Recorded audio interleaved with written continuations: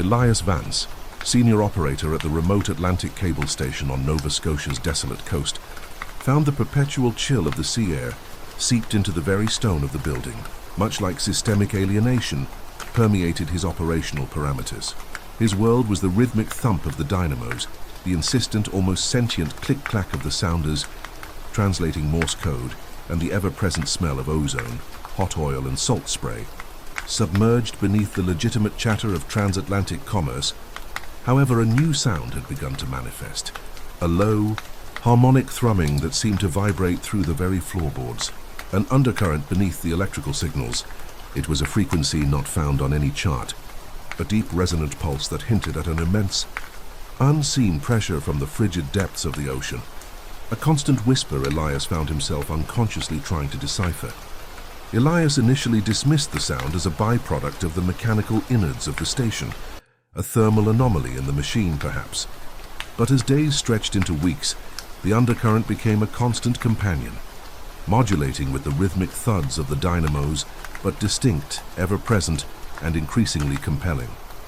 It felt like a dark thread woven through the fabric of their routine operations, disturbingly at odds with the mundane transmission of stock prices, news reports, and personal messages they relayed across continents. Concerned, Elias decided to document this operational irregularity. Pulling away from his customary position in front of the telegraph console, he went to the corner of the room where thick ledgers were kept. These books recorded every message sent and received, time of transmission, and operator signature. Flipping to a fresh page in today's ledger, Elias made a note of the frequency and characteristics of the unexplained sound. Journal of Industrial Medicine, Volume 22, 1901.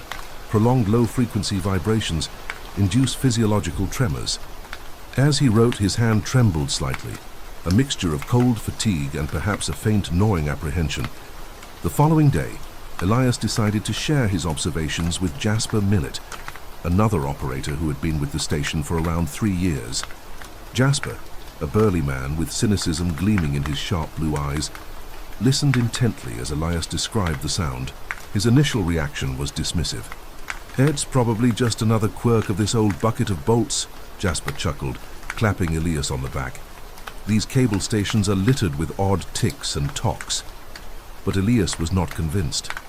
The sound was too regular, too persistent. He persuaded Jasper to spend part of his shift just listening, really listening to the undercurrent beneath the daily Morse code chatter. That evening, as the wind howled around the isolated station and the oil lamps cast jittery shadows against the stone walls, both men sat by the console, ears tuned to a frequency only Elias had noticed until now. After several long moments, Jasper's skepticism faded, replaced by a look of growing unease. "You're right, Vance," he admitted, his voice a low whisper, almost drowned out by the wind. "There's something there. It's almost like it's talking." Fascinated and experiencing functional apprehension in equal measure, the men began a nightly routine of recording everything they heard. Elias brought out an old, barely used phonograph from a storage room, setting it up to capture the sound directly from the vibrations in the machinery. Night after night, they gathered around the phonograph, listening to the recordings, the eerie timbre of the sound rendering the cramped operator's room into a diagnostic theater of aberrant phenomena. Days turned into weeks, and every recording seemed to embolden the sound, giving it texture and depth that twisted the men's nerves. They transcribed what they could, comparing it to known Morse codes, to natural sounds of whales or crashing waves, but nothing matched. Journal of Systemic Pathology, Volume 11, 1909. Sensory overload from vibrational resonance. This deep-sea dispatch was something else, an industrial anomaly tapping out messages from the cold, dark depths. Increasingly obsessed, Elias began consulting old maritime logs and sailors' mythologies, hoping for a reference, a clue, anything. In the creased pages of an old sailor's journal, he found mention of a sound heard deep in the waters during a particularly perilous journey. A sound that the seasoned sailor described as the heartbeat of the deep. Pittsburgh Press, Nov 8, 1892, steamship incident. Crewmen claimed after unexplained pressure. But as winter drew closer, blanketing the station with thick fog and snow, the sound deepened, becoming more urgent. Its rhythm quickened, and so too did Elias's heart whenever he sat to decode it. The isolation of the station, once just a backdrop to his daily routine, now felt menacing. Pittsburgh Press, June 7, 1910, cable operator. Acute anxiety, hospitalized, as though they were cut off from the world, adrift together with this mysterious broadcast from the depths.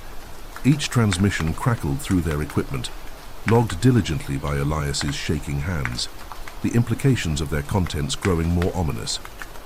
These logs, filled with timestamps and speculative decoding, lined his desk, a testament to his descent into obsession.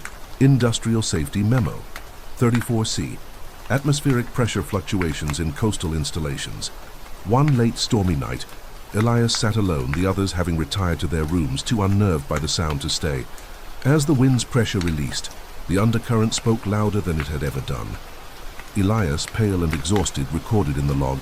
Sound increasing, pressure building. Message unclear. Origin unknown. Feverish and half-mad with calculated observation and technical analysis, Elias thought he understood. The ocean, vast and ancient, had found a voice through their cables, through their instruments. And it had something to say. Maybe it was a warning, maybe a greeting, but there was a meaning there in the deep, resounding pulses of the dark broadcast, a meaning Elias was determined, or perhaps doomed, to decrypt. Yet despite his efforts, the true nature of the message remained elusive, bouncing around the cold stone walls of the Atlantic cable station like a thermal anomaly, mechanically compromised Elias with its impenetrable mystery. Journal of Industrial Medicine, Volume 18, 1897, auditory hallucinations manifest as systematic pressure release phenomena. As the chapter closes, the relentless wind against the frail windows mirrors the relentless mechanical compromise of Elias's mind by the spectral sound. An unresolved riddle from the abysmal depths, calling out to anyone who dared to listen. What was the ocean trying to communicate, and more importantly, to what end? Elias knew he could not escape this mechanically compromised broadcast, not until he had unearthed its dark and perhaps dangerous truths. Pittsburgh Press, Deck 3, 1905. Harbor installation. Catastrophic pressure failure reported. Industrial Safety Memo 29-D. Deep water cable maintenance protocols during winter operations. The foundry's whistle delivered a pressure release through the pre-dawn fog, a shriek tearing Elias from restless sleep. He swung his legs over the side of the narrow cot, the iron frame groaning in protest. Another day. He pulled on his heavy work trousers and thick shirt, the fabric stiff with the accumulated grime of weeks. Down in the cramped kitchen, his wife Mary was already stirring a pot of oatmeal, her movements slow and deliberate. She did not look at him as he sat down.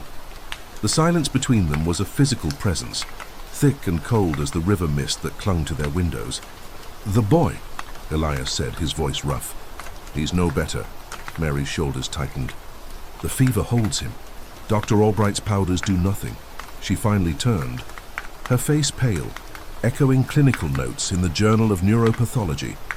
1899. Subject exhibits acute anxiety, likely correlated with prolonged environmental stresses. He speaks of things, Elias, in his sleep. He says the machines are whispering to him. Elias pushed his chair back, the legs scraping against the bare wood floor. Fever dreams. The mill is loud, it gets in your bones. But he felt a cold systemic perturbation tighten in his own physiology. He kissed her forehead, the skin damp and hot, and stepped out into the damp, soot-choked air of the mill town. The walk to the American Steel and Wire Works was a familiar trudge through a landscape of brick and iron. The colossal complex dominated the riverbank, its chimneys belching black smoke that stained the low sky. The main gate, a massive iron structure, swung open as the day shift gathered. Elias joined the river of men flowing into the belly of the beast. The change was immediate and absolute. The outside world vanished, replaced by a deafening percussive roar. The air grew thick and hot, carrying the smells of scorched metal, steam, and sweat. He made his way to the Bessemer converter, his station for 15 years. The converter was a monstrous pear-shaped vessel, currently tilted to receive a charge of molten iron. The heat was a physical force, pressing in from all sides. His crew worked with the grim, wordless efficiency of men performing a dangerous ritual. As the day wore on, the rhythmic thunder of the machinery began to feel different. It was no longer just noise. The Pittsburgh Press, August 22, 1895, once described a similar incident. Machinery developed a distinct, unsettling operational rhythm. He shook his head, blaming the lack of sleep and worry for his son. At the noon break, he sat on an overturned crate chewing on a piece of bread. He noticed a new man, a younger fellow named Finn, staring wide-eyed at the converter. "First time on the converter crew?" Elias asked. Finn jumped, then nodded. It's like a living thing," he whispered, his voice barely audible over the din. "It breathes that fire." "It's just a machine," Elias said, but his own words sounded hollow. "You mind your gauges and your signals. Don't get fanciful. Fanciful gets you killed." He recalled the Pittsburgh Press, March 15, 1897. Article on factory incident claims 2, detailing a catastrophic valve rupture claimed 2 lives at local works. He pushed the memory away. The afternoon shift began. The converter was tilted upright, and the air blast was turned on, forcing oxygen through the molten metal. A volcano of sparks and flame erupted from its mouth, lighting the cavernous building with a hellish, pulsating glow. It was during this furious inferno that Elias saw it, a shimmer in the superheated air above the converter's mouth. It was not smoke, not steam. It was a distortion, a thermal anomaly that seemed to twist the light and the very space around it. It pulsed in time with the roar of the furnace. He blinked and it was gone. He told himself it was a trick of the heat and the flying sparks. But the feeling of being watched, of being assessed by something vast and impersonal remained. That night his son's condition worsened, indicative of progressive febrile delirium, as described in the Journal of Pediatrics, 1905, where small bodies exhibit rapid temperature escalation. The boy thrashed in his bed, his small body burning up. "The wheel," he mumbled, his eyes wide and unseeing. "The great wheel is turning. It demands enhanced operational input. It's functionally starved." Mary clutched Elias's arm, her nails digging into his flesh, her query a high-frequency stress emission. "What does he mean, Elias?" "What wheel?" Elias could only shake his head, a cold dread seeping into his bones. The next day at the mill, the atmosphere was different. The foreman, a hard-faced man named Crow, stalked the floor with a new intensity, barking orders. A small, officious man in a clean suit accompanied him, clutching a clipboard. "Efficiency experts from head office," one of the older workers muttered to Elias, "looking to squeeze more tons per shift." The man in the suit, a Mr. Sterling, stopped near the converter. He didn't seem to notice the blistering heat or the deafening noise. He just made notes, his eyes sharp and calculating. He looked at the men not as human beings, but as components of the machine. As Sterling passed Elias, he paused. "Your output is down 0.03% from this time last month, Miller. We cannot have regression. The system demands peak performance." He moved on without waiting for a reply. The system. The words echoed in Elias's mind. It was no longer just a mill. It was a system, a vast, breathing entity with its own logic and its own insatiable appetite. The whispers in the machinery grew louder.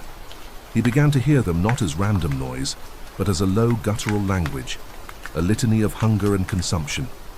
He saw the thermal anomaly again, this time near the rolling mill where red-hot steel was flattened into wire. It hovered over a worker who had been slowing down, a man named O'Malley. Later, the Pittsburgh Press, April 2nd, 1901, carried the headline, "Steel Worker Killed. A rapid, unfortunate malfunction resulted in a fatal crushing injury near the Bessemer converter." The dread in the mechanically compromised mill became a tangible presence. Men worked faster, jerky with fear. They avoided looking directly at the machinery for too long. They no longer spoke of the heat or the noise. They spoke of the mood of the mill. Today the mill was hungry. The great flywheels that powered the entire operation seemed to spin with a frantic, eager energy. The steam pistons slammed back and forth with a vicious finality. Elias felt it pulling at him, a psychic gravity emanating from the heart of the works. It was during the final pour of the day that it happened. A signal was misread, or perhaps it was never given. A chain of events was initiated, a cascade of failure as precise and deadly as the machine's normal operation. A massive ladle filled with tons of molten steel swung off its intended path. Finn, the new man, was directly in its new trajectory. He stood frozen, mesmerized by the approaching wall of liquid fire. Elias didn't think. He shouted a warning that was lost in the roar and lunged, shoving Finn backwards with all his strength. The ladle passed, its heat searing the air where Finn had stood, but Elias had overbalanced. His foot slipped on a patch of oil-slicked grime. He fell, not towards the ladle, but into a service trench that ran alongside the converter, a deep channel filled with runoff water and iron residue. His head struck a protruding pipe, a hazard addressed in Industrial Safety Bulletin 31C. Employees must ensure proper clearance from all fixed infrastructure, minimizing cranial impact risk. The world exploded into white-hot pain, then faded to a dull, throbbing grey. He was aware of being dragged from the trench, of voices shouting of being carried to the mill's infirmary. The company doctor, a weary man named Hemlock, cleaned the gash on his head. Concussion, Miller. A bad one. You're lucky. A few inches to the left and we'd be filling out different paperwork. He bandaged the wound. Go home, rest, no work for a week. Elias walked home in a daze. The world seemed muffled, distant. The pain in his head was a constant pounding reminder of his fragility. But as he walked, a strange thing happened. The pounding in his head began to synchronize with the distant, rhythmic thunder of the mill. It was no longer just pain. It was a signal, a transmission. That night he dreamed, but it was not a dream. It was a vision, clear and terrible. He saw the American Steel and Wire Works not as a collection of buildings, but as a single vast mechanical organism. He saw the men not as workers, but as corpuscles in its iron residue stream, their labor oxygen it breathed. He saw the thermal anomalies not as ghosts, but as focal points of its consciousness, sensory organs. The mill was alive. It was a systemically aberrant entity that had grown out of the sheer, concentrated force of industry, the relentless hunger for production, the sacrifice of human vitality on the altar of progress. It was not systemically aberrant in a biblical sense. It was a logical, horrifying outcome. It fed on effort, on time, on life itself. And it was hungry. He awoke with a start. The vision burned into his mind. The pounding in his head was gone. In its place was a new sensation, a low resonant hum that seemed to originate from deep within his own bones. He could still hear the mill miles away. He could feel its rhythms, its pulsations. He could feel its hunger. He looked at his hands. They were his own, yet they felt different. They felt operationally integrated. He went to his son's room. The boy was sleeping peacefully, his fever broken. The Journal of Industrial Medicine, Volpiua, 14/1903, would later record a curious case of chronic auditory assimilation in long-term heavy industry workers, presenting with a typical neurological integration symptoms. Elias knelt by the bed. He placed a hand on his son's forehead. As he did, he felt a surge of energy, a tiny, deliberate transfer. He was drawing the lingering sickness from the boy, pulling it into himself. The hum inside him grew stronger, more satisfied. He was feeding the machine with the only fuel he had left, his own vitality. He stood up. Mary looked at him, her hope fading into confusion and a new dawning fear. "Elias, what is it?" "What's wrong?" He looked at her, and his eyes were no longer entirely his own. They held the cold, fiery light of the converter. "Nothing is wrong," he said, his voice flat, devoid of its usual warmth. "The system is functioning. It requires maintenance. I am required at the mill." He turned and walked out of the room, out of the house, and back toward the towering chimneys and the endless, hungry roar. He was no longer just Elias Miller, husband and father. He was a component, a maintained part, a still figure in the great grinding machine. He walked through the main gate, the watchman nodding him through without a word. The noise was no longer an assault. It was a symphony, and he could now hear every note. The hiss of steam was a language, the slam of the press a command. He went directly to the converter. The night crew was there, but they parted for him, their eyes wide with a superstitious terror. He approached the massive, still warm vessel and placed his hands upon its iron skin. He could feel the residual heat, the thrum of potential energy. He could feel the vast, slumbering consciousness within. He closed his eyes and offered up the last of his own will, the final memories of his life before the mill. The hum inside him swelled, merging completely with the machine's own pulse. A final, profound pressure release echoed through the cavernous hall, unheard by any but him. He was home. The foundry's whistle shrieked across the river valley. Its mechanical pressure release echoed through iron-grey dawn. Workers shuffled through the gates like automatons, their faces smudged with the perpetual grime of industry. Samuel adjusted his collar against the chill, the familiar systemic apprehension within his core as he approached massive brick structure. The mill had consumed his father, his brother, and now it waited for him.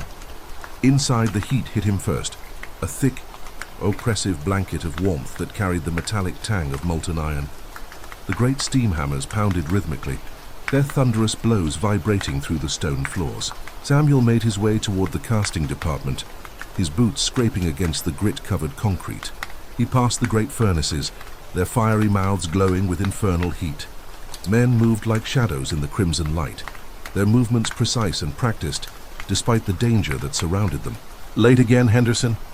Foreman Briggs stood with his clipboard, his face a mask of disapproval. The Journal of Industrial Medicine, Volume 22, 1905, notes that punctuality directly correlates with optimal workplace safety compliance. Samuel merely nodded, avoiding the man's gaze. He'd learned long ago that explanations meant nothing here.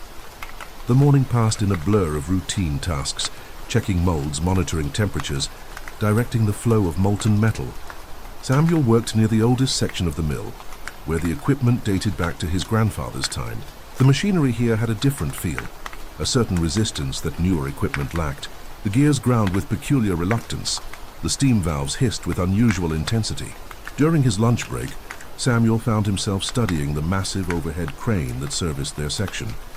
Its iron framework showed signs of unusual stress fractures, something he'd mentioned to Briggs last week. The foreman had dismissed his concerns with a wave of his hand. Pittsburgh Press, November 3, 1892. Crane collapse at Bessemer Works. Fatalities confirmed, Samuel murmured to himself, remembering the article his father had kept folded in his wallet until the day he died.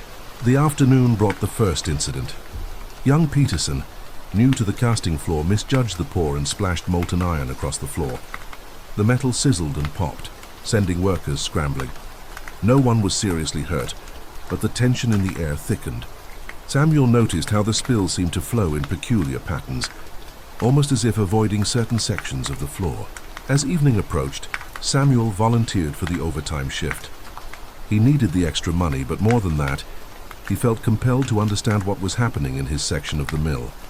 The night crew was smaller, the atmosphere more intimate with the shadows gathering in the corners where the electric lights didn't quite reach. It was around 9 o'clock when Samuel noticed the first thermal anomaly.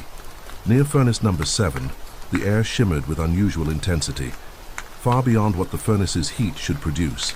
He approached cautiously, feeling the temperature drop rather than rise as he drew nearer. The hair on his arm stood up, and he caught a whiff of ozone mixed with the ever-present smell of hot metal. Industrial Safety Memorandum 19C. Unexplained thermal variations must require immediate reporting, he whispered to himself, though he knew no one would take such a report seriously. Briggs would mark him as unstable, possibly even dangerous to have around the equipment. Samuel decided to investigate Furnace 7 during the shift change, when the floor would be empty for a brief 20 minutes. He waited near the tool crib, watching as the day shift filed out and the night crew took their positions. The transition period was always chaotic, with men coming and going through different entrances. When the moment came, Samuel moved quickly to Furnace 7. The thermal anomaly had intensified, now visible as a distinct shimmering in the air that seemed to pulse in rhythm with the distant steam hammers. Samuel reached for his temperature gauge, but the needle swung wildly before settling at an impossible reading, 50 degrees below the surrounding air. Then he saw it, a still figure standing near the charging platform. At first Samuel thought it was one of the night crew, but the figure didn't move, didn't react to his presence. It stood with an unnatural stillness, its form seeming to absorb rather than reflect the furnace's glow. Samuel felt a systemic unease, entirely separate from the thermal anomaly present. "Hello?" he called out, his voice barely audible over the machinery. The figure didn't respond. Samuel took a step closer, then another. As he drew near, he realized the figure wasn't solid. It seemed composed of shifting shadows and reflected light, yet maintained a human shape. Industrial Safety Memorandum 33D flashed through his mind. Personnel encountering systemically aberrant conditions should withdraw immediately and alert designated supervision. But Samuel couldn't move. He stood frozen, watching as the still figure raised an arm and pointed toward the ancient overhead crane. The gesture was unmistakable, deliberate. Then, as suddenly as it appeared, the figure dissolved into the shadows, leaving only the normal heat and noise of the furnace area. Samuel stumbled to his station. His processors ran diagnostics. He'd heard the stories, of course. Everyone who worked at the mill had. Tales of operationally integrated machinery, of equipment that seemed to have a will of its own, but he'd always dismissed them as superstition, the natural result of working with dangerous equipment in stressful conditions. The rest of the shift passed in a blur. Samuel went through the motions of his work, but his attention kept returning to Furnace 7 and the overhead crane. He watched the crane as it moved back and forth, carrying ladles of molten metal. There was something different about its movement now, a hesitation in its motion, a slight jerkiness that hadn't been there before. During his break, Samuel made his way to the mill's small library, what passed for an archive of technical manuals and safety documents. He found what he was looking for in a dusty volume titled Industrial Accidents Case Studies 1888-1895. The Ain entry for their mill described an incident involving the very same crane he'd been watching. Pittsburgh Press, March 15, 1897. Factory incident claims 2, prompting investigation, the entry began. Samuel read with growing horror about a crane failure that had killed 2 workers, including a man named Samuel Henderson, his grandfather. The official report cited metal fatigue, but witnesses reported seeing the crane move erratically before the collapse, as if guided by an unseen hand. The pieces began falling into place. The thermal anomalies, the still figure, the pointing gesture, all of it connected to the crane and the long-ago accident. Samuel realized with chilling certainty that the mill wasn't just a collection of machines. It had developed its own consciousness, its own memory of past tragedies. When he returned to the floor, Samuel noticed changes everywhere. The steam valves hissed with new intensity, the conveyor belts moved with unusual synchronization, and the great hammers fell with precise, almost intelligent rhythm. The entire mill seemed to be waking up, becoming aware of itself and its history. Foreman Briggs approached, his usual scowl deepened by some new concern. "Henderson, we've got a problem with the crane. The controls are responding erratically. I want you to take a look. You've always had a feel for the older equipment." Samuel's iron residue cooled. This was it, the moment the still figure had been pointing toward. He followed Briggs to the control station, his mind racing through possibilities. How do you reason with a mechanically compromised building? How do you negotiate with an industrial anomaly that remembers every injury, every death it has caused? The control panel for the crane showed multiple warning lights, something Samuel had never seen before. The levers resisted movement, then jerked violently when forced. Through the control room window, Samuel watched as the crane moved in stuttering, unpredictable patterns, the great hook swinging dangerously close to supporting columns. Journal of Industrial Medicine, Volume 17, 1901, documents similar control failures preceding major structural industrial incidents, Samuel said, more to himself than to Briggs. The foreman either didn't hear or chose to ignore him. Then Samuel saw it again, the still figure standing near the charging platform where his grandfather had died. It pointed once more toward the crane, then toward a particular section of the control panel. The message was clear. The answers were there in the machinery itself. While Briggs struggled with the main controls, Samuel began examining the secondary systems. He found what he was looking for behind an access panel, a series of ancient pneumatic tubes and mechanical relays that should have been replaced decades ago. These formed the original control system for the crane, long since superseded by electrical controls, but never fully disconnected. The system was operationally integrated with the new controls, creating feedback loops and conflicts that explained the erratic behavior. But as Samuel studied the arrangement, he realized something more profound. The original system had developed its own patterns, its own memories of the operations it had performed over decades. It wasn't just malfunctioning, it was remembering. Samuel worked feverishly, his hands moving with an intuition he didn't understand. He bypassed certain relays, rerouted pneumatic lines, created separation between the old and new systems. As he worked, he could feel the resistance fading, the machinery's artificial consciousness retreating to its original boundaries. The crane's movements smoothed, the warning lights extinguished one by one. Briggs stared at him with something approaching respect. "How did you know what to do?" Samuel had no immediate diagnostic. He only knew that in that moment he had understood the mill in a way he never had before. He had communicated with its mechanical soul, negotiated with its industrial memory. The still figure was gone. The thermal anomalies had dissipated, but Samuel knew this was only a temporary piece. The mill would remember this intervention too, would incorporate it into its growing consciousness, and Samuel understood with chilling certainty that he was now part of that memory, operationally integrated into the very machinery he sought to control.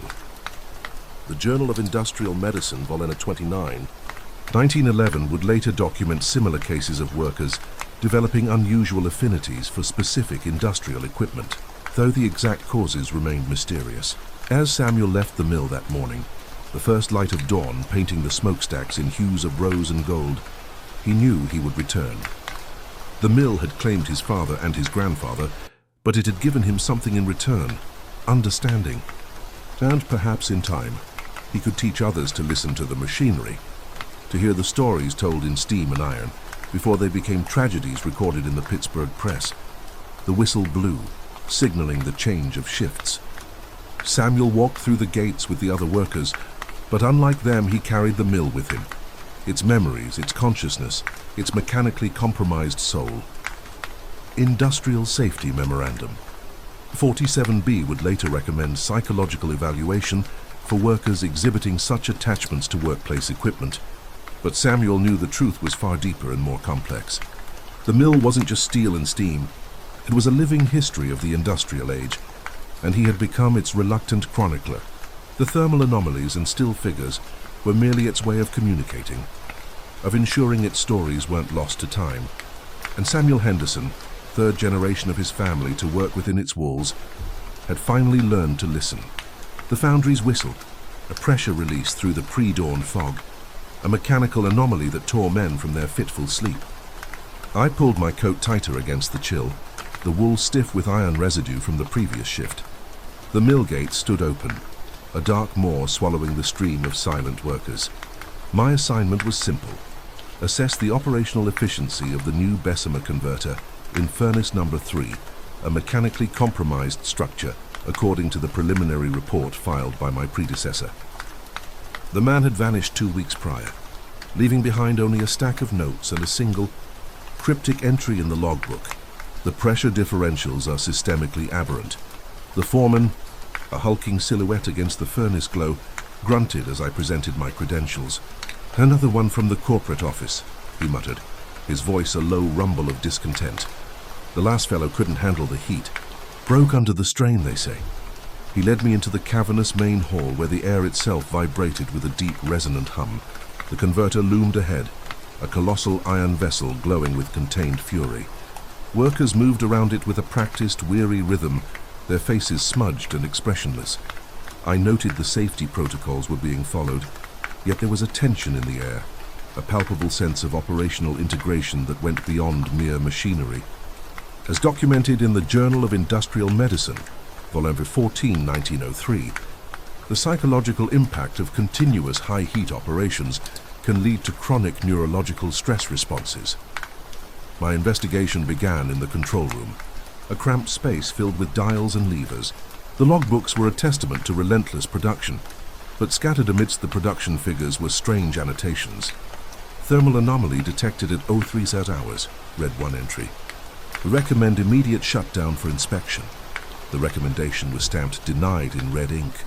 Another note, more frantic, stated, "The still figures in the casting pit are moving. The night watchman confirms." I dismissed it as fatigue-induced hallucination, a known hazard in continuous operation facilities. As documented in the Journal of Industrial Medicine, Volume 22, 1899, prolonged exposure to extreme heat and noise can induce vivid sensory distortions in workers. The first shift passed without major incident. It was during the second shift, as the converter was being tapped, that I felt it. a sudden, inexplicable drop in temperature that had nothing to do with the machinery. A wave of cold air swept through the hall, causing the steam to condense into a thick, freezing mist. The workers nearest the converter faltered in their tasks, their movements becoming jerky, uncoordinated. One man, an older fellow named Gregor, stared blankly at the molten steel stream, his mouth working soundlessly. There was no pressure release, only a silent, profound dread. He was holding a long iron rod, and as I watched, his grip tightened, his knuckles white. He wasn't looking at the steel. He was looking past it, into the shadows of the casting pit. I moved to intervene, but the foreman put a heavy hand on my shoulder. "Leave him be," he said, his voice low. "It's the integration. He'll snap out of it. They always do." He then pointed a thick finger towards a grime-covered bulletin board. "See for yourself. It's all there." Pinned amongst faded safety notices was a clipping from the Pittsburgh Press, dated October 31st, 1901. The headline was stark: "Foundry Accident Claims 3, Investigation Inconclusive." The article detailed how 3 men had, in unison, walked into a vat of cooling slag during a night shift. The official cause was listed as mass hysteria induced by carbon monoxide poisoning. Pittsburgh Press, December 12, 1898. Worker integrated into machinery. Local reports indicate a recent accident at the local mill where a worker, identified only as Subject Alpha, became operationally integrated with the hydraulic press, leading to severe structural damage. Gregor did eventually resume his work, his movements slow and deliberate as if he were a puppet on strings. The incident was never mentioned.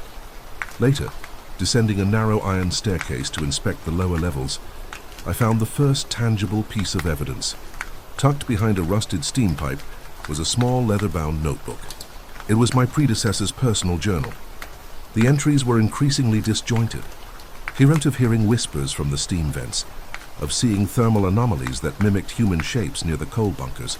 The final entry was a single desperate sentence: "It's not the machine that's compromised. The machine is integrating us. We are becoming part of its operational matrix. I must break the circuit." That night I volunteered for the graveyard shift, the thermal anomaly shift as the few men on duty called it. The great hall was quieter, the converter banked to a dull red glow. The sounds were different, less of industry and more of something else, something breathing. I positioned myself on a high gantry overlooking the casting pit, the journal heavy in my pocket.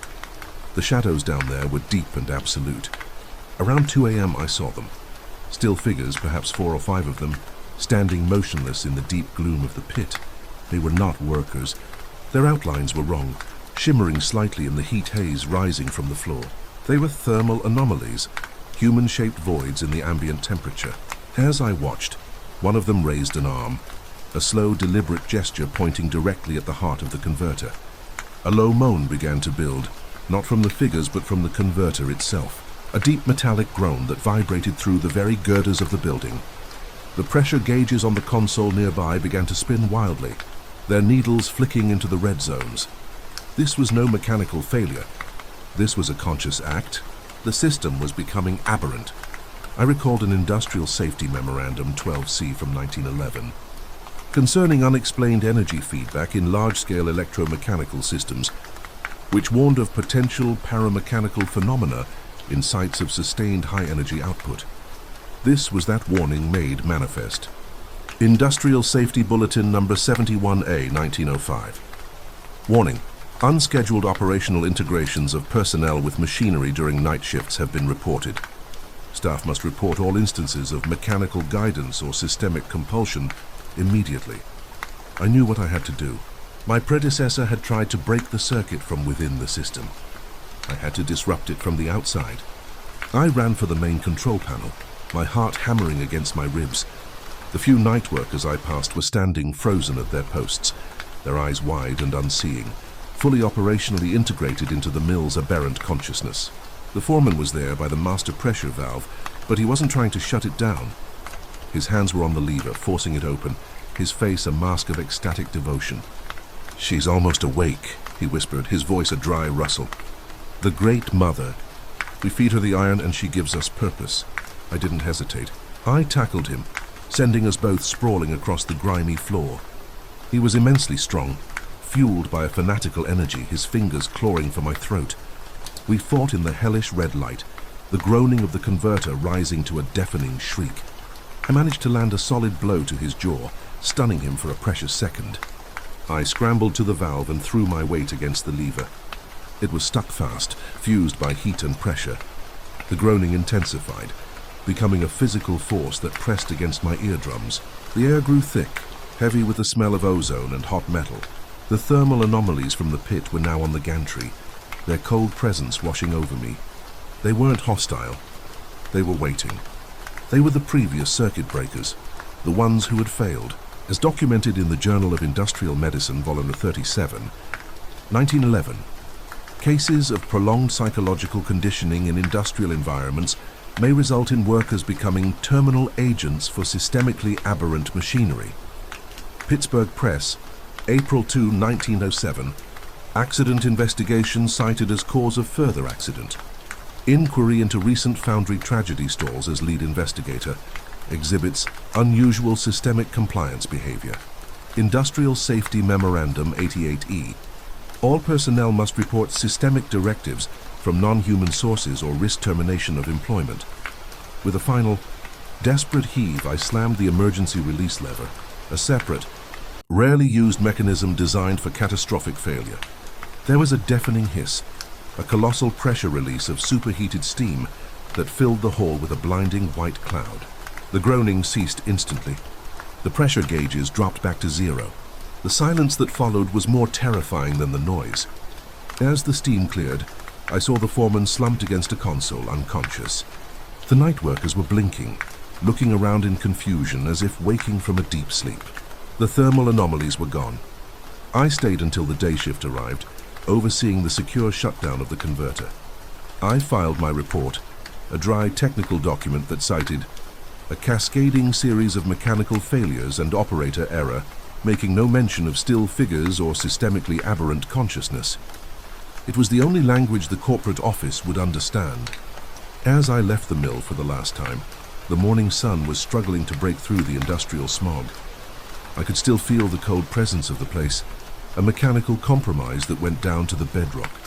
I had stopped one manifestation, but the mill itself remained a slumbering operational giant.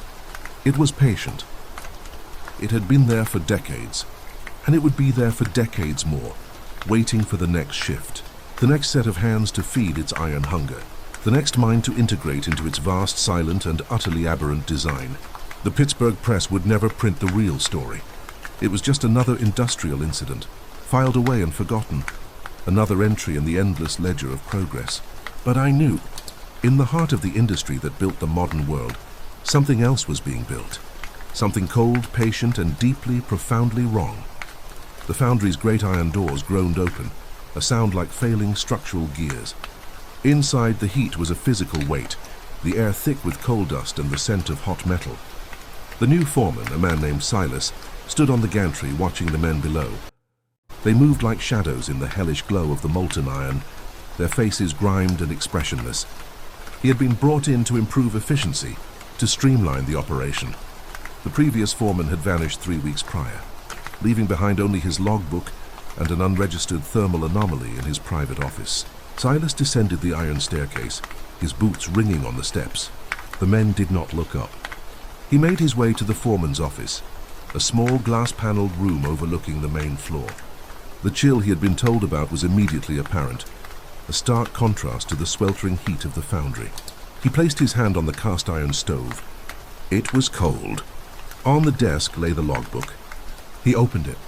The entries were meticulous at first, detailing output, manpower, and fuel consumption. Then, near the end, the handwriting changed. It became frantic, scrawled. The final entry read, "It is not in the metal. It is in the process itself." The system is aberrant. Shaking his head, Silas closed the book. Journal of Psychopathology, 1901. Mental deterioration under industrial strain. He decided to begin his assessment with the primary smelter, a massive brick-lined beast that dominated the center of the building. As he approached, he noticed a worker, a young man with a pale, strained face staring fixedly into the pouring spout, where the glowing stream of metal flowed. The man wasn't moving, wasn't blinking. He seemed operationally integrated with the machine, a mere extension of its function. Hey, you there? Silas called out. The worker didn't respond. Silas moved closer, his operational assessment compromised. He grabbed the man's shoulder. The worker turned his head slowly, his eyes wide and vacant. The pressure, he whispered, his voice a dry rustle. It builds. It must have a release. Then he turned back to the molten flow, resuming his still posture. Perturbed, Silas continued his rounds. He found a group of men huddled near the sandcasting pits, speaking in low tones. They fell silent as he approached. "What's the trouble here?" Silas demanded. One of the older workers, his face a roadmap of scars and soot, spoke up. "It's the night shift, sir, the thermal anomalies. They've been getting worse since the new boiler was installed." He gestured vaguely towards the far wall, where the new, larger steam boiler hissed and rumbled. "Thermal anomalies?" Silas scoffed. "You mean drafts?" "No, sir," the man insisted, his voice low. "Cold spots that move. And the sounds, like a pressure release, but there's no steam valve open. It comes from the walls. As documented in the Journal of Industrial Medicine, Volume 22, 1907, cases of auditory hallucination and localized thermographic inconsistency were noted among night workers in continuous process industries, often preceding episodes of acute hysterical paralysis. "Nonsense," Silas said, though a low-level systemic alert manifested. "Get back to work. I'll not have this talk of anomalies disrupting production."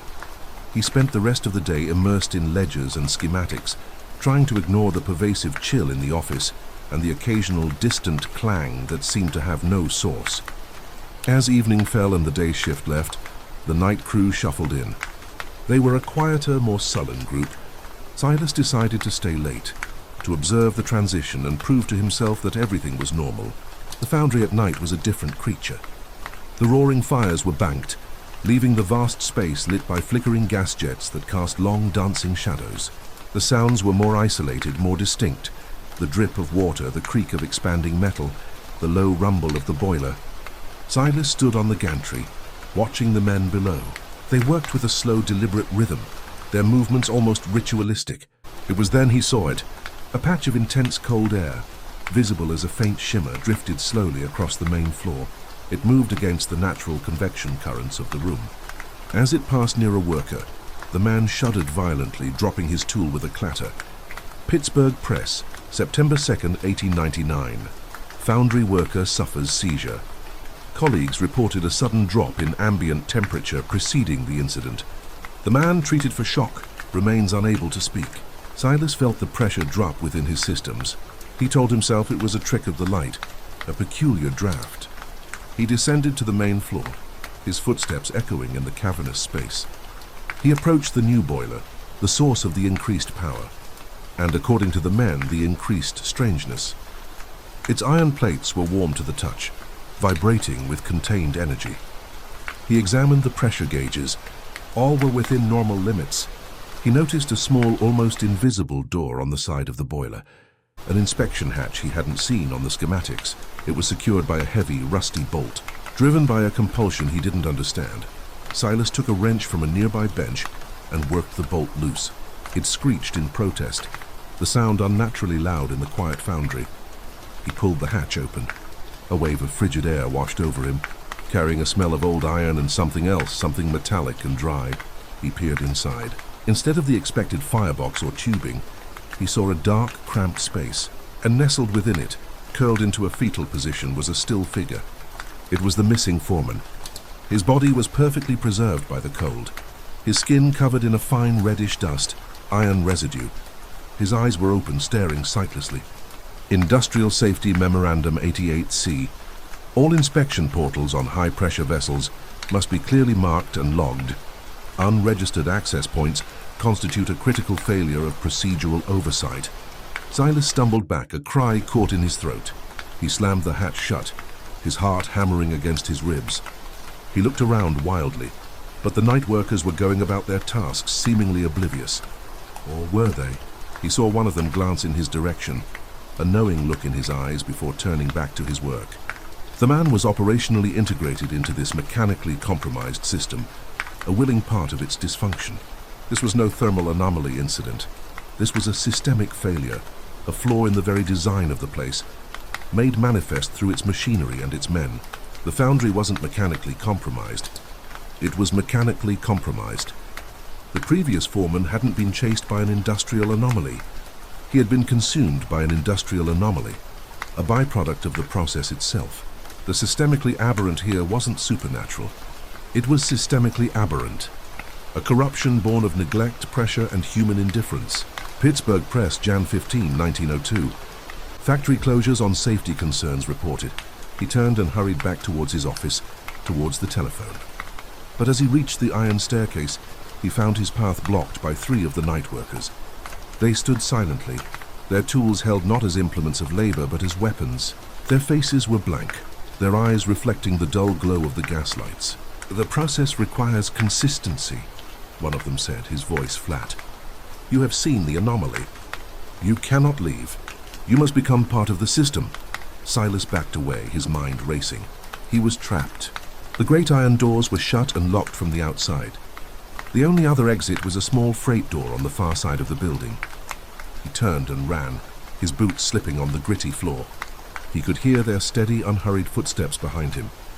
He dodged between piles of castings and sand molds, the shadows seeming to reach for him.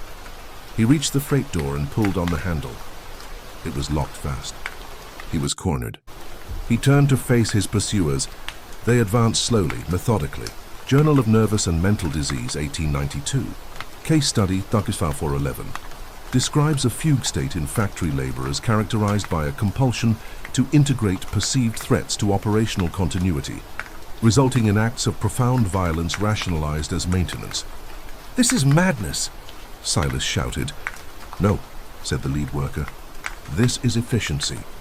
The system purges its imperfections. The previous foreman resisted integration. You will not. They were upon him then. He fought, but they were implacable, their strength augmented by a terrible, single-minded purpose. They did not beat him. They methodically restrained him.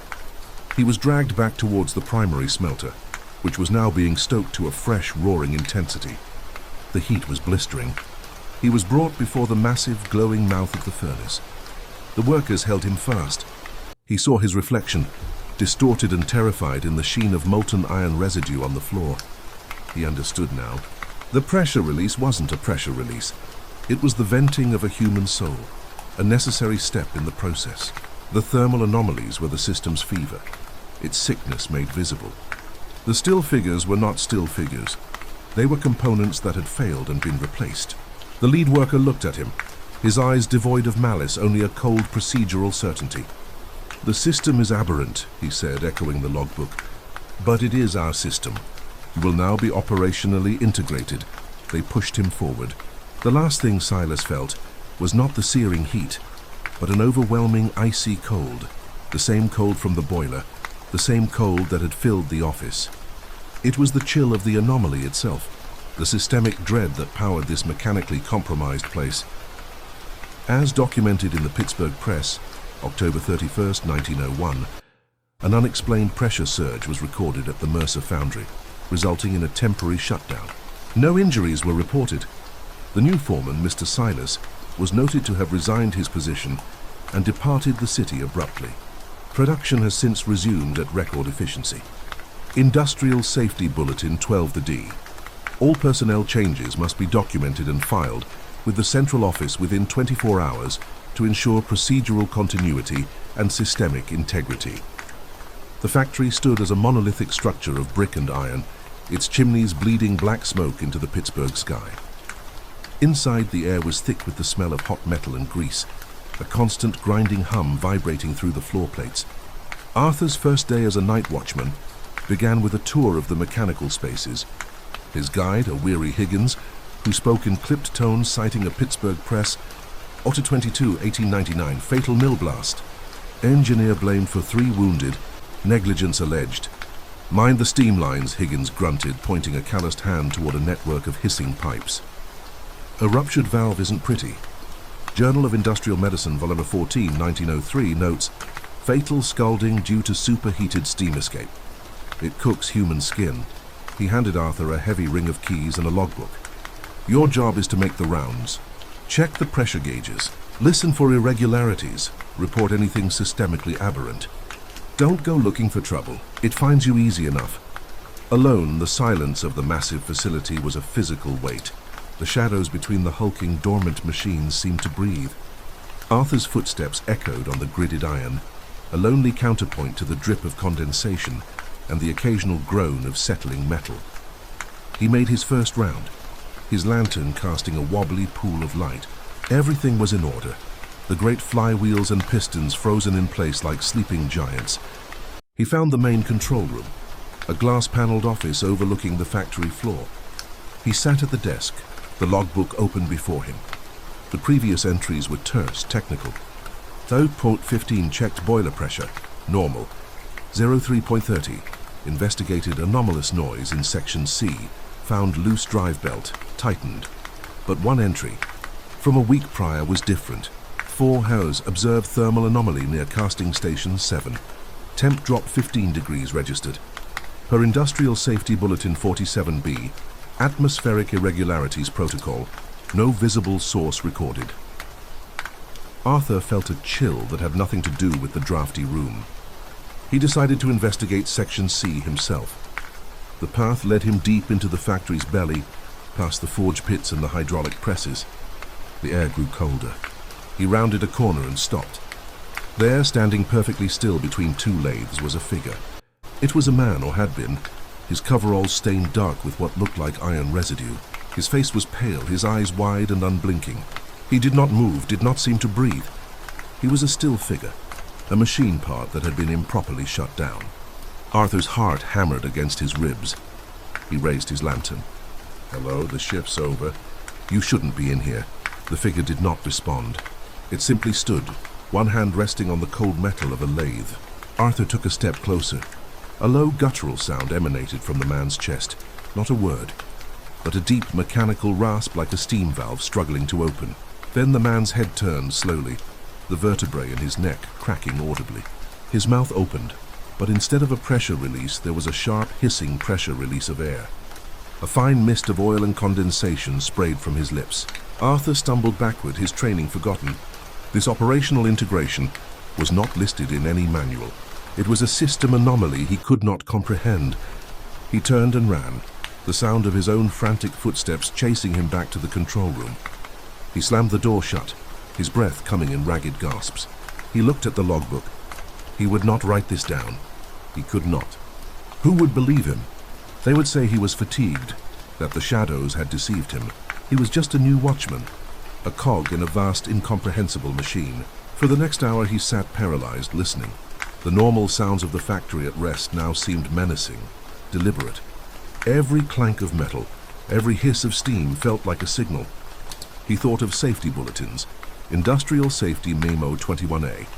Unaccounted personnel presence. Dry texts on lockout and maintenance.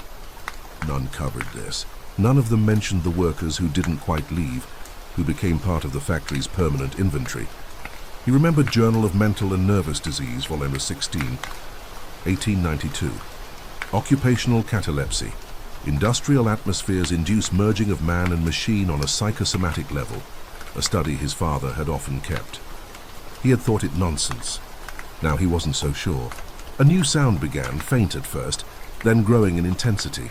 It was a rhythmic, metallic scraping, like a heavy crate being dragged across the iron floor. It was coming from the assembly line on the floor below. Arthur knew he had to investigate. A failure to report a verified mechanical fault was grounds for immediate dismissal. He picked up his heavy wrench, a poor weapon against whatever this was, and left the relative safety of the office. The sound led him to the main assembly bay, a cavernous space where locomotive parts were fitted together. The dragging noise was louder here, echoing off the high ceiling. He moved between half-finished engine frames, his lantern beam cutting through the gloom. He found the source. Another man, or what was left of one, was on his hands and knees. He was using a file to scrape at the floor back and forth, with a mindless, relentless rhythm. The man's digits were raw, shedding dark iron residue onto the polished floor, indicating systemic tissue abrasion. He was muttering, a continuous low stream of numbers and technical specifications. Tolerance 0.005. Tensile strength 70,000 psi. Torque setting 42 foot-pounds. Arthur watched horrified as the man worked, his movements as precise and unthinking as an automated drill press. He was a human machine, his consciousness entirely subsumed by the factory's logic. This was no thermal anomaly. It was a catastrophic failure of the human spirit. A worker who had become operationally integrated with his task unto death. Arthur backed away, desperate to avoid the thing's notice. His heel caught on a power cable, and he fell hard, his wrench clattering away into the darkness. The scraping stopped. The kneeling man's head snapped up. His eyes were not eyes, but dark, vacant sockets. He dropped his file and began to crawl toward Arthur, his movements jerky and unnaturally fast, like a spider with too many legs. Arthur scrambled backward, his hands scraping on the rough floor. He could hear the thing's joints popping and grinding with each movement. He got to his feet and ran, not caring about direction, only about putting distance between himself and the operational anomaly. He burst through a set of double doors and found himself in the raw materials warehouse, a forest of steel I-beams and sheet metal. He hid behind a stack of crates, trying to quiet his breathing. The factory was awake now. He could hear other sounds, distant hammering, the whine of a phantom saw, the clatter of chains. The entire facility was operating, manned by its crew of still figures, its mechanically compromised workforce. He was an intruder in a perfectly synchronized, utterly insane world of industry. He thought of the newspaper clipping he'd seen pinned in the break room. Pittsburgh Post-Gazette, February 14, 1905. Jones and Laughlin disaster, 3 fatalities. Inquiry points to pressure system failure. He now had a terrible theory about what that pressure system failure might have entailed. He needed to get to the foreman's office on the 2nd floor. There was a telephone there. He could call for help. He moved from shadow to shadow, his progress agonizingly slow. The sounds of industry were all around him, a symphony of production conducted by a dead maestro. He reached the staircase and began to climb, his hand gripping the cold iron rail. He was halfway up when he saw it. A thermal anomaly. A patch of air at the top of the stairs shimmered, not with heat but with an intense biting cold. Frost crystallized on the handrail. He could see his breath pluming in the air. From within the shimmering distortion, a figure began to coalesce. It was Higgins, his former guide, but transparent, his body seeming to be made of condensed steam and frigid air. His face was locked in a silent, open-mouthed expression, not of a pressure release, but of a final, desperate pressure release. The cold figure reached for him, its fingers leaving trails of ice in the air. Arthur cried out, Trauma Consistent with Journal of Surgery, Volume 8, 1911. Traumatic Falls in Industrial Environments, Symptomatology and Prognosis.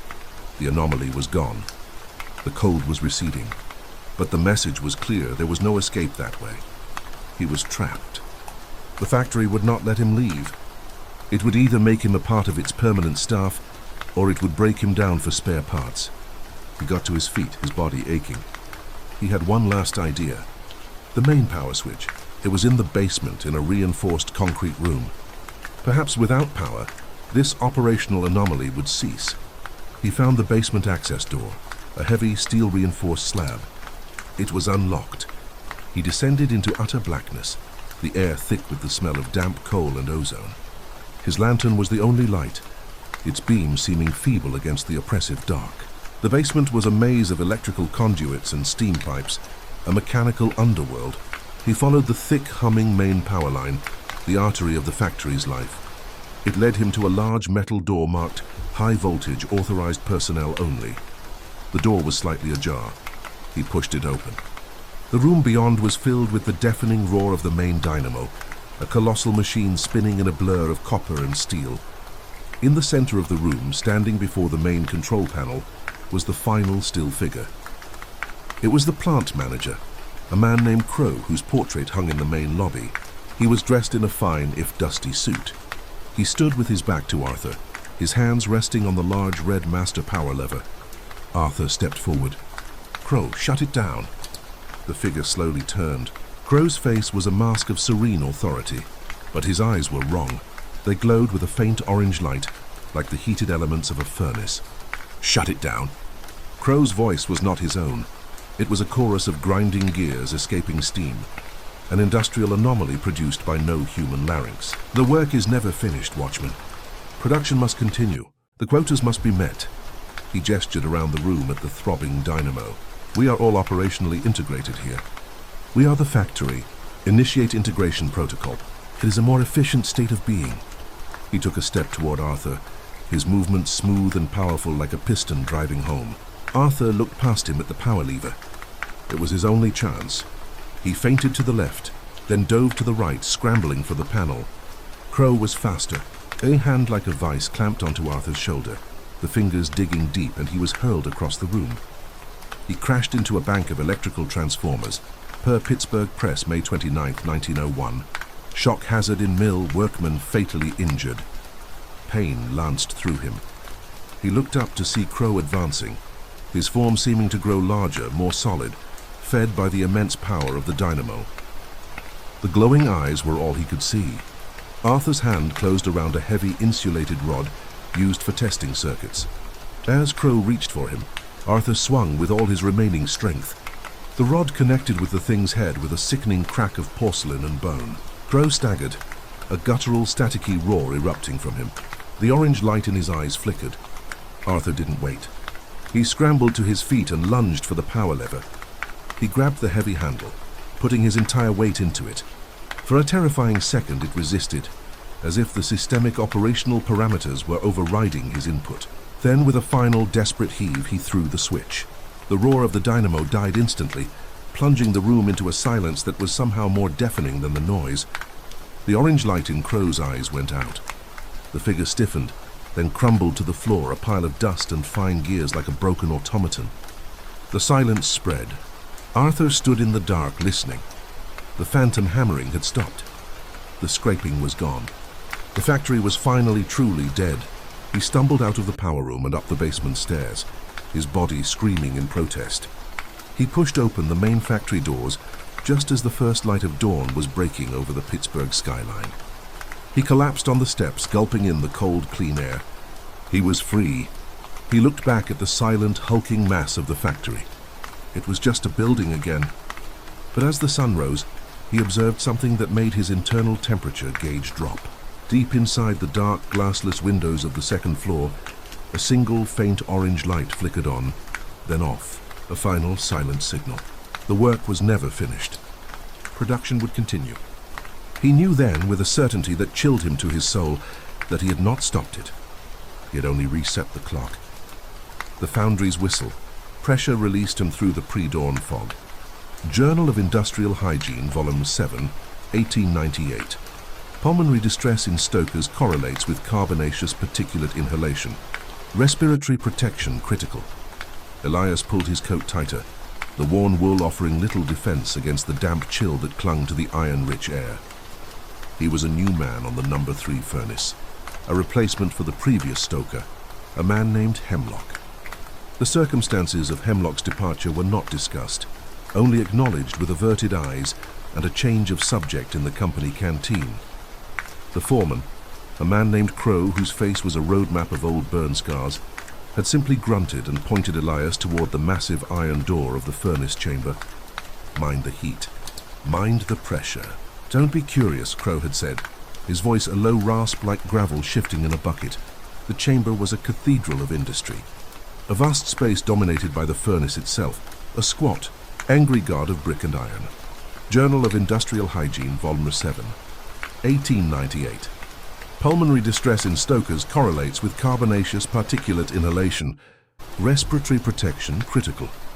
The air shimmered with heat, carrying the metallic tang of molten ore and something else, something older and less definable. Elias's job was simple: monitor the giant pressure gauges, their glass faces smudged and yellowed, and feed the ravenous maw of the furnace through a heavy iron chute. The work was brutal, monotonous, and left his mind free to wander. It was during these long, heat-hazed hours that he first noticed the irregularities. Pittsburgh Press, Feb 20, 1893, boiler ruptures. 3 operatives scalded during catastrophic pressure event. Company investigation pending. Something else, a low rhythmic scraping like a heavy object being dragged across the iron grates of the catwalk high above. He'd look up, squinting into the gloom wreathed in coal dust and smoke, and see nothing. Journal of Occupational Health, Volume 12, 1905. Recurrent anxiety, sensory misperception in operatives, linked to extreme heat, metallic vapor exposure. Pressures climbing on the east valve, one would mutter. "Aye, like last Tuesday," another would reply. And a look would pass between them, a silent communication of shared apprehension. Then came the thermal anomalies. Elias would be staring into the inferno through a thick quartz viewing port, watching the molten iron swirl in a hellish orange pool when a patch of intense cold would bloom against his back. It was a shocking contrast to the blistering ambient heat, a pocket of winter in the heart of the furnace. He'd spin around, heart hammering, but there was never anyone there, just the shifting shadows thrown by the fire. He mentioned it once to an older worker named Briggs, a man missing 2 fingers on his left hand. Industrial Hazard Advisory Number 3, 1901. Excessive auditory stimuli cause psychological disorientation. Maintain focus on procedural protocols. It settles. Don't go listening to the quiet places, lad. That's where the memories get in. He then tapped a faded notice pinned to a beam, its text barely legible. Industrial Safety Memorandum, 22 to C. Unexplained thermal variances in high heat environments are to be reported. Do not investigate personally. Proceedings of AMA, 1910. Post-mortem analyses of foundry workers often reveal advanced arterial calcification and internal organ stress from thermal burden. But the occurrences grew more pronounced. One evening, as he was shoveling coal, he saw a still figure standing motionless in the far corner of the chamber, silhouetted against the red glow of a secondary boiler. It was tall and gaunt, its form indistinct, as if made of concentrated shadow and smoke. He froze, his shovel hovering in mid-air. The figure did not move, but Elias felt a wave of profound, systemically aberrant wrongness wash over him, a sensation not of fear, but of a fundamental breakdown in the natural order of the machinery. He blinked and the figure was gone. A cold dread, colder than any thermal anomaly, settled in his gut. This was no unspectral incident. This was a mechanical failure of reality itself. He began to spend his off hours in the company's small, dusty library, a room that smelled of old paper and mildew. He wasn't looking for folklore. He was looking for records. He found them in brittle, bound volumes of technical journals and faded newspaper archives. In the Journal of Industrial Medicine, Volume 19, 1901 he found a brief clinical entry. Case Study 44. Subject, a furnace stoker, presented with acute auditory hallucinations described as metallic scraping. Diagnosis: tympanic nerve agitation from sustained low-frequency industrial noise. Recommended transfer. The subject's name was not Hemlock, but the description was chillingly familiar. Another discovery was a crumbling clipping from the Pittsburgh Press, dated October 31st, 1895. The headline was stark. Foundry incident claims 2. Safety latch failure blamed for catwalk collapse. The article was brief, noting that 2 maintenance workers, Arthur Hemlock and Samuel Pritchard, had fallen into the primary smelting pit when a section of gantry gave way. Their bodies, the paper noted with grim efficiency, were not recovered. Pittsburgh Press, Aug. 12, 1908. Crane cable snaps. Worker killed as pig iron load fell from faulty crane system. The final piece came from a water-stained industrial safety bulletin, Series 8, 1909, tucked behind a shelf. It spoke of operational integration events in factories built on certain geomagnetic ley lines, where the intense and sustained energy of heavy industry could, under rare circumstances, create a persistent feedback loop of former operational parameters. It was bureaucratic language for a mechanically compromised EU system, a possession not by a spirit, but by the echo of the work itself. The bulletin concluded with a warning. Such anomalies are often mistaken for supernatural phenomena. They are, in fact, a catastrophic failure of environmental causality. Evacuate the area and await a company mitigation team. Armed with this terrible clinical knowledge, Elias returned to his shift. Pittsburgh Press, Deck 5, 1912. Foundry fire erupts. Blazes consumed Millvale facility. Electrical short suspected. Damages $50,000. The atmosphere in the furnace chamber felt different, heavier. The sounds were louder now, Not just scraping, but the faint, desperate clang of a wrench against a pipe, a sound swallowed by the greater roar. The cold spots were more frequent. He could feel eyes upon him, not from a person, but from the machinery itself, as if the very iron and brick were watching, judging his fitness to join the perpetual shift. The climax came during a critical pressure build.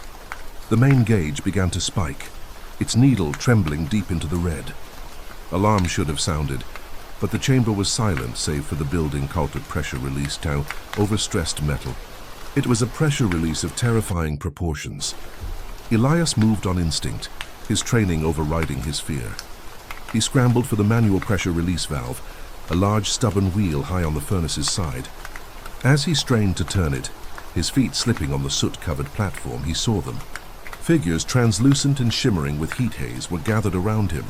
They weren't thermal anomalies in sheets. They were men in scorched overalls, their faces blurred by time and trauma. They were not trying to harm him. They were trying to show him. One of the still figures pointed a spectral hand toward a secondary valve that Elias had overlooked, its indicator lamp dark. In that moment, he understood. This was not a haunting of vengeance, but of habit.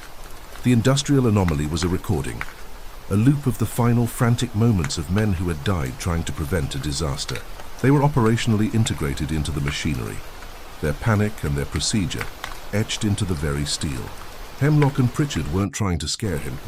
They were trying to complete their last assigned task. With a final grunting heave, Elias spun the secondary valve. There was a deafening blast of steam from a vent pipe, and the pressure gauge needle plummeted back into the safe zone. The roar of the furnace softened to its normal, manageable thunder. Safety Bulletin S14, 1911. Vigilance regarding unsecured tools. Dropped items from catwalks hazardous. Report near misses immediately. He stood there, trembling, soaked in sweat and condensation. The foreman, Crow, appeared at the chamber door, his expression unreadable. He looked from the stabilized gauges to Elias's pale, shocked face. He didn't ask what happened. He simply gave a slow, grim nod, a look of weary recognition in his eyes. The foundry keeps what it needs, Crow said softly before turning and walking away. Elias finished his shift in a daze. He never spoke of what he saw, of the clinical horror documented in those journals and bulletins. He simply did his job, now hyper-aware of every sound, every temperature shift, every flicker in the corner of his vision. He had not banished an industrial anomaly. He had corrected a systemic error. But the knowledge of what the foundry was, this great, hungry, mechanically compromised engine that consumed men and their memories, was a chill that would never leave him. He was part of the machinery now, another cog in a system that never truly let anything go. The work continued, the whistle blew, and the great, hungry heart of the foundry beat on, its rhythm measured not in time, but in the silent, desperate labor of the men, both living and otherwise, who served it.